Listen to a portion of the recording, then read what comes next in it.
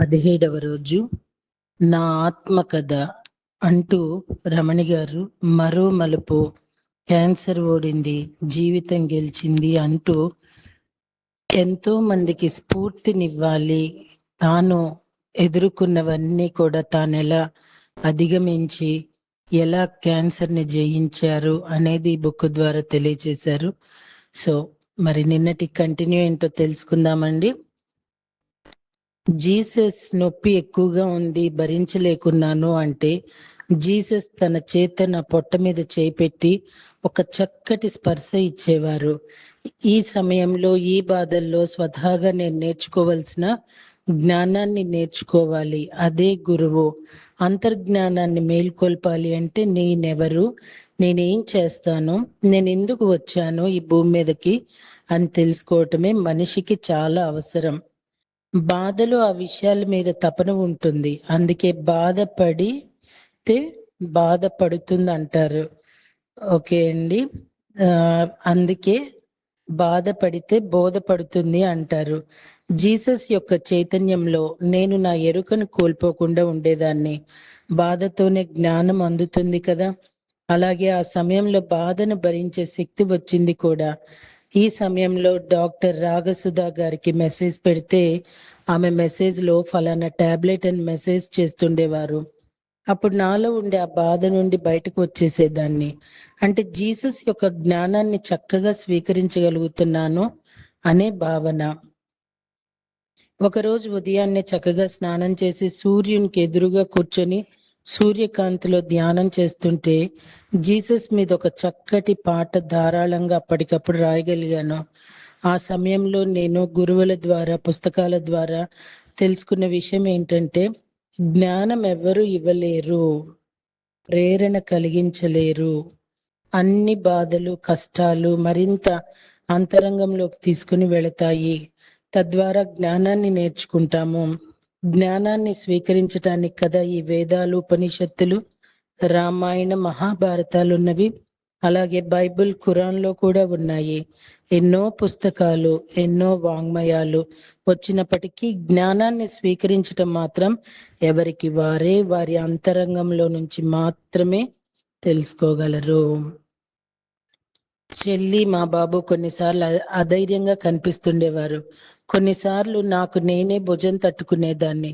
నువ్వు గ్రేట్ అని నాకు నేను నవ్వించుకునేదాన్ని. నన్ను నేనే ఓదార్చుకునేదాన్ని. నా జీవితంలో రంగుల హరివిల్లు వెలిసిపోతుందా అనే భావన ఏ కోసాన రానివ్వలేదు. రమణి, తట్టుకో, నిలబడగలవు. మళ్ళీ నీ జీవితంలో సాధారణ స్థితికి రావాలి. ఇలా నా అంతరంగం చెప్తోంది. అంతరంగం అంటే ఇది మనకు నిజంగా ఏది సరైనదో ఏది కాదో అన్నది నిశ్శబ్దంగా చెప్పే లోపలి స్వరం లాంటిది. నేను ఒకనొక 9 నెలలు వెయిట్ చేయాలి డాక్టర్లు చెప్పిన ప్రకారం. ఎందుకంటే కీమో పూర్తయ్యాక నా పరిస్థితి చూసి ఒక 2 నెలల తర్వాత స్ట్రోమా క్లోజ్ చేస్తాను అని డాక్టర్ చెప్పారు. కానీ నా శరీరం అంత సమయం తీసుకోదని నా మనసు చెప్తుంది. శరీరంతో నేను మాట్లాడుతూనే ఉన్నాను, కానీ నా శరీరం ఒకటి చెప్తోంది, అంత సమయం తీసుకోవద్దు. కీమోస్ తీసుకోకముందే స్ట్రోమా బ్యాగ్ సర్జరీ చేయించుకోవాలని నాకు గట్టిగా అనిపిస్తుంది. ముందే సర్జరీ చేయించుకోవాలి. ఆ విషయాన్ని డాక్టర్తో చెప్పాలి. ఎందుకంటే ఇన్నర్ నుంచి గట్టిగా అనిపిస్తుంది. ఇన్నర్ గైడెన్స్ కన్నా మించింది లేదు కదా. ఏ టైంలో ఎలాంటి నిర్ణయం తీసుకోవాలో యూనివర్స్తో కనెక్ట్ అయి ఉన్నప్పుడు గట్టిగా అర్థమవుతుంది. ఇన్నర్ గైడెన్స్ ని ఫాలో అవ్వాలి. ఎందుకంటే ఒక ధ్యానిగా నాకు తెలుసు, తీసుకునే నిర్ణయం ఆశ్చర్యంగా ఉంటుంది, కానీ ఆ పని విజయవంతం అవుతుంది అని. మనసు ప్రతి పని మీద క్లారిటీ ఉంటుంది. ఎందుకంటే పంచభూతాల మీద, విశ్వం మీద ప్రేమ ఉన్న ప్రతి ఒక్కరికి ఈ సంకేతాలు సులభంగా అందుతాయి. మనం చేయవలసింది చేస్తే పొందవలసింది పొందటం. ప్రతి జీవి పట్ల కరుణతో ఉంటూ, ప్రకృతితో మమేకమవుతూ, ప్రకృతిని ఆరాధిస్తే ప్రకృతితో అనుసంధానం అవ్వగలుగుతాము. మరి నాకు నా మీద, నా ఆలోచనల మీద అనంతమైన నమ్మకం ఉంది. నా మాట మీద కుటుంబ సభ్యులందరికీ, ముఖ్యంగా నా పిల్లలిద్దరికీ, నా చెల్లికి నమ్మకం ఉంది. కనుక నా నిర్ణయం ఇప్పుడు డాక్టర్లతో చెప్పగలగాలి అని అనుకున్నాను. ఆ సమయంలో మా పాప, అల్లుడు నెల రోజులుగా మాతోనే ఉంటూ నాకెంతో ధైర్యాన్ని, ఉత్సాహాన్ని ఇస్తున్నారు. మనసు మాటకు విలువ ఇచ్చిన క్షణం. మనసు మాటకు గౌరవం చూపిన క్షణం నన్ను అసలైన స్పష్టతకు, ధైర్యాన్ని ఇవ్వటమే కాకుండా ఆ క్షణం నాలో నిజమైన మార్పు తీసుకొచ్చింది. క్యాన్సర్ చికిత్సలో భాగంగా నాకు స్టొమాక్ బ్యాగ్ అమర్చారు. ఆ సమయంలో డాక్టర్లు 6 నెలలు కీమో అంటే డివైన్ వాటర్ పూర్తయిన తర్వాత తీసేయాలని చెప్పారు. కానీ నా హృదయం మాత్రం ముందు ఆ శస్త్రచికిత్స చేయించుకోవాలన్న సంకేతాన్ని పదే పదే చెప్పింది. ఈ మాటలు నేను డాక్టర్తో చెప్పినప్పుడు మా కుటుంబం, నా కుమార్తె, అల్లుడు, వారు డాక్టర్ గారిని కలిసి మా అమ్మ మాటలు ఎప్పుడు నిజమవుతాయి, ఆమె మాటలు మనం గౌరవించాలి అని డాక్టర్ని కోరారు. అప్పుడు డాక్టర్ ఉమాశంకర్ గారు ఎంతో అభిమానం చూపిస్తూ, మీరు డాక్టర్ రఘునాథ్ సార్తో సంప్రదించండి. సార్ ఓకే అంటే మీరు చెప్పిన మాటలు గౌరవించి నేనే చేస్తాను అన్నారు. డాక్టర్ ఉమాశంకర్ గారు నాకు చేసిన చికిత్సలోని నైపుణ్యం మాత్రమే కాదు, ప్రతి మాటకి గౌరవం ఇచ్చిన విధానం కూడా నాకు నిలువెత్తు నమ్మకాన్ని ఇచ్చింది. వైద్యుడు అనే దానికి కొత్త అర్థం ఆయన ద్వారా తెలిసింది. అందరూ నా ఇంట్యూషనల్ వాయిస్ అంత ప్రేరణకు విలువ ఇచ్చిన ఆ క్షణం నాకు మరుపురాని ధైర్యాన్ని ఇచ్చింది. వైద్యో నారాయణో హరి. Doctor Digumarthi Raghunatharao MD, medical oncologist, doctor BC Roy award గ్రహీత. మితభాషి. ఎప్పుడూ తక్కువ మాట్లాడతారు, తక్కువ మాటల్లో ఎక్కువ అర్థం ఉంటుంది. నాకు మొదటి నుంచి ఆ డాక్టర్ గారి ఆధ్వర్యంలో ట్రీట్మెంట్ జరుగుతోంది. డాక్టర్ దిగుమర్తి రఘునాథ్ గారిని మొదటిలో భయంతో చూశాను. కానీ ఆయన వైద్యంలోని కట్టుదిట్టమైన శాస్త్రం వెనుక ఉన్న మానవత స్పర్శ నన్ను ఆకట్టుకుంది.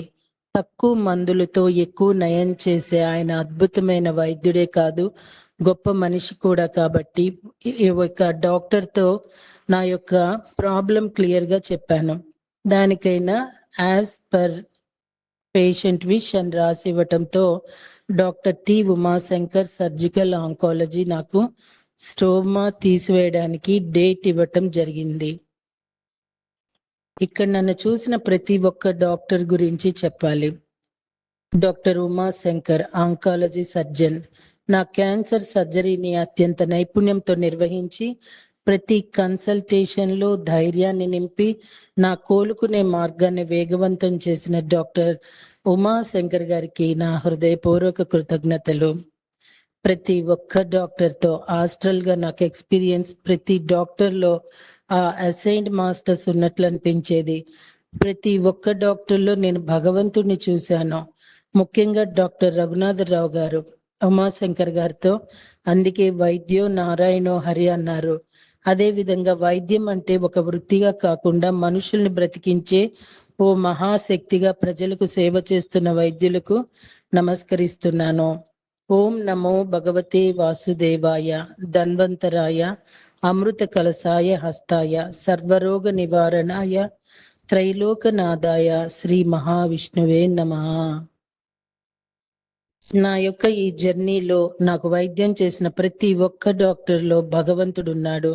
వైద్యుడు నిత్యం ఎంతో మందికి ప్రాణాలు పోసి ఆపద్బాంధుడిగా నిలుస్తున్నాడు. కష్టాలను, బాధలను దూరం చేసేవాడిని భగవంతుడు అంటాము. అదే విధంగా వైద్యుడు ఎంతో మంది రోగుల్లో భయాలు, బాధలు, నొప్పులు, రోగాలు నయం చేసే మరో భగవంతుడు. ఆరోగ్యం బాగా లేకపోతే మొదట వేడుకునేది ఆ భగవంతుణ్ణి, ఆపై చెప్పుకునేది ఈ వైద్యునికి. నవ్వుతూ మాట్లాడితే సగం రోగాలు పోతాయి అంటారు. అదే వైద్యుడు నవ్వుతూ వైద్యం చేస్తే రోగికి రోగం ఉన్న సంగతి మర్చిపోతాడు. నీకేం కాదు, నేనున్నానని వైద్యుడు భరోసా ఇచ్చిన సమయంలో రోగికి తన ఇష్టదైవం ఈ వైద్యుడు అని వైద్యుడు రూపంలో వచ్చి కాపాడాడు అనుకుంటాడు. సర్జరీ కోసం అన్నయ్య నన్ను డాక్టర్ ఉన్న మురళీకృష్ణ గారి దగ్గరకు తీసుకుని వెళ్ళినప్పుడు అతనిలో ఉన్న దైవాన్ని చూశాను. అందుకే భగవంతుడు లాంటి దివ్య కార్యాలు నిర్వర్తించి వైద్యుడి సేవలు అనిర్వచనీయం. ఇలాంటి ఎందరో గొప్ప వైద్యులందరికీ అనంత కోటి ఆత్మ నమస్కారాలు. చికిత్స చేసి ప్రాణాలు కాపాడే దేవుడు డాక్టర్, సపరీలు చేసే సోదరి నర్స్, మానవ సేవయే మాధవ సేవ అని మన కోసం కష్టపడుతున్న ప్రతి నర్సులో ఏంజల్స్ ని చూశాను. ప్రేమ, కరుణ, ఎంతో సహనం ఉన్నవారు నర్స్. దేవుడు లాంటి వైద్యుల తర్వాత అలాంటి సేవలను అందించే నర్స్ దేవతామూర్తులందరికీ, అంటే దేవుని అదృశ్య సేవకులు, నా యొక్క ఆత్మ ప్రణామాలు. సర్జరీతో కొంత అనుభవం ఉండటం వల్ల కొంత ధైర్యం, కొంత భయం. ఎందుకంటే అనస్థీషియా ఇచ్చే విధానం, సర్జరీ తర్వాత వచ్చే నొప్పి, ఐసీయూలో ఉన్నప్పుడు పడ్డ బాధ, హాస్పిటల్లో 5 రోజులు ఉండాలి అన్నారు.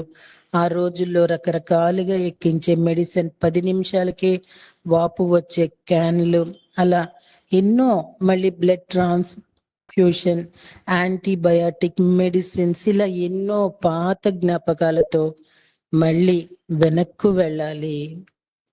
దీని తర్వాత మళ్ళీ కీమో, ఇలా ఆలోచనలు ఒకదాని వెంట ఒకటి గుర్తుకు వచ్చినప్పుడు నా ఆలోచనలకు కళ్ళెం వెయ్యాలి అని వెంటనే గుర్తు తెచ్చుకొని ఆలోచన కోసం సేతు మహానుభావుడి యొక్క పుస్తకంలో చదివినవి గుర్తు తెచ్చుకొని మైండ్ని ఎలా స్ట్రాంగ్గా ఉంచుకోవాలి అని ఆ మహానుభావుడు చెప్పిన ఎన్నోసార్లు చదివాను కదా.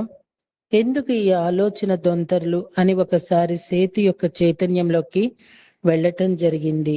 మన ఆలోచన సరళి మనం చేసే పనులను నిర్ణయిస్తుంది. ఆలోచనలు అంటువ్యాధి లాంటివి. నెగిటివ్గా ఆలోచించటం మొదలు పెడితే అవే ఆలోచనలు వస్తాయి. పారే నది తిన్నగా ప్రవహించాలని అనుకోదు.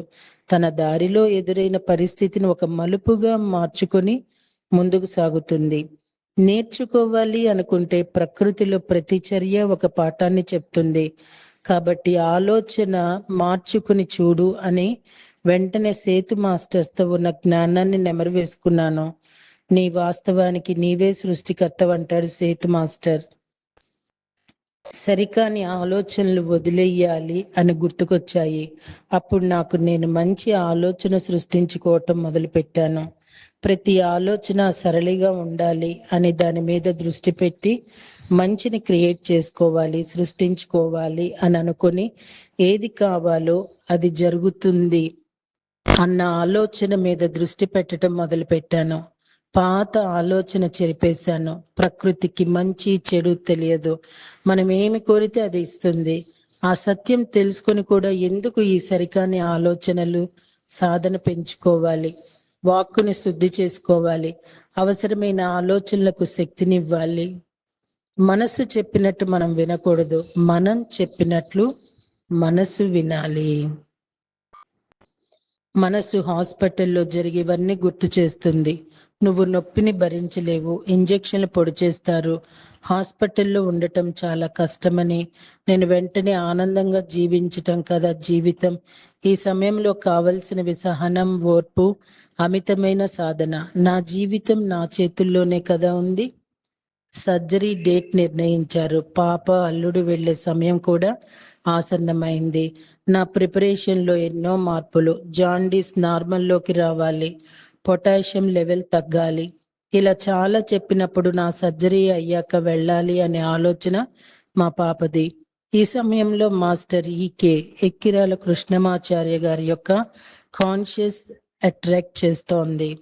ఆ యొక్క నాలెడ్జ్ తీసుకోవాలని, వారి గ్రూప్ కాన్షియస్ ప్రేయర్ చేయాలని, ఆ జ్ఞానమంతా తెలుసుకోవాలని అంతరాత్మ చెప్తోంది. సరే, వాటి మీద దృష్టి పెట్టగానే బోలెడంత సమాచారం విజయరామరెడ్డి గారి ద్వారా అందింది. ఆయుర్వేద పితామహుడు ధన్వంతరి, కాశీరాజు దివోదాసు ఒక వైద్య పరిశోధకులు. ధన్వంతరి సాక్షాత్తు మహావిష్ణు స్వరూపమని భారతీయ హిందూ పురాణాలు చెప్తాయి. పాల సముద్రం నుండి 4 చేతులతో ధన్వంతరి బయటకు వచ్చాడు. ఒక చేతిలో శంఖం, రెండో చేతిలో పుస్తకం, మూడో చేతిలో ఆయుర్వేద మూలికలు, 4వ చేతిలో అమృత కలశం ఉన్నాయి. 4 చేతులతో బయటకు వచ్చిన ధన్వంతరి సాక్షాత్తు మహావిష్ణు అంశ అంటారు. ఆయుర్వేదం వైద్యంలో పరిణితి ప్రదర్శించిన వారిని ధన్వంతరి అనే బిరుదుతో పిలిచేవారని కథనాలు ఉన్నాయి. ధన్వంతరిని ఆయుర్వేదంలో 8 భాగాలుగా చెప్పారు.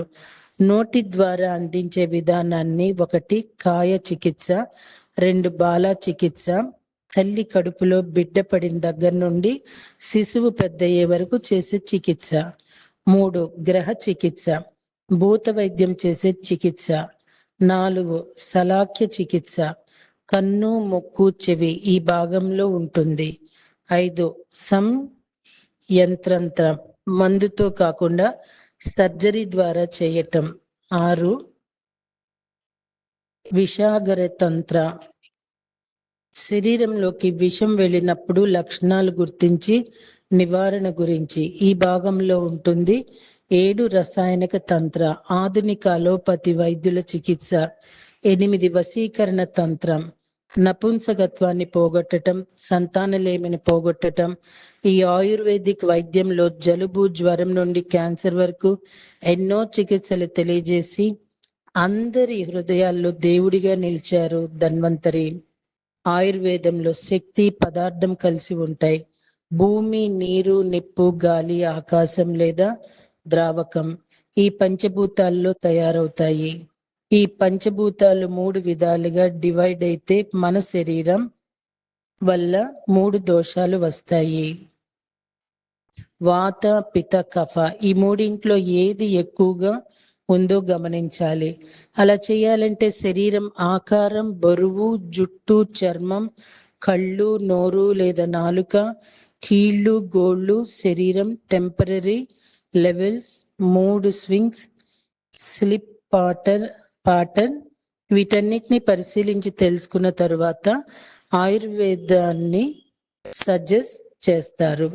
లైఫ్ లో అన్ని విధాలుగా బ్యాలెన్స్ చేస్తారు ఆయుర్వేద నిపుణులు. ఏ సమయంలో ఏం తినాలి, ఏ పని చేయాలి అనే వైద్యం విషయం చెప్తారు. శరీరం, మైండ్, స్పిరిట్ బ్యాలెన్స్ చేయటం ప్రధానంగా తీసుకుంటారు. వైద్యం నారాయణ ధన్వంతరి.